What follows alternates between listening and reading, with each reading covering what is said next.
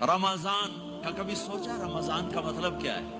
رمضان کو رمضان کیوں کہتے ہیں؟ اللہ نے 11 مہینوں کے نام عربوں سے رکھوائے اور روزے کے مہینے کا نام خود رکھا قرآن میں، شہر رمضان الذی انزل فیہ القرآن۔ محرم، صفر، ربیع الاول، ربیع الثانی، جمادی الاولی، جمادی الثانی، رجب، شعبان، شوال، ذوالقعدہ، ذوالحج، یہ عربوں نے نام رکھا، اور رمضان پہلے سے رکھا جا چکا تھا، عربوں سے رکھوایا۔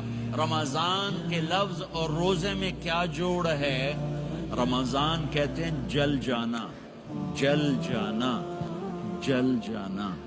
تو اس کو روزے کے ساتھ کیا مناسبت ہے کہ جب کوئی مرد عورت روزہ رکھتا ہے یا رکھتی ہے تو پچھلے 330 دن کے گناہ، آج روزہ رکھا، پٹی تیار ہو گئی، گناہ ڈال کے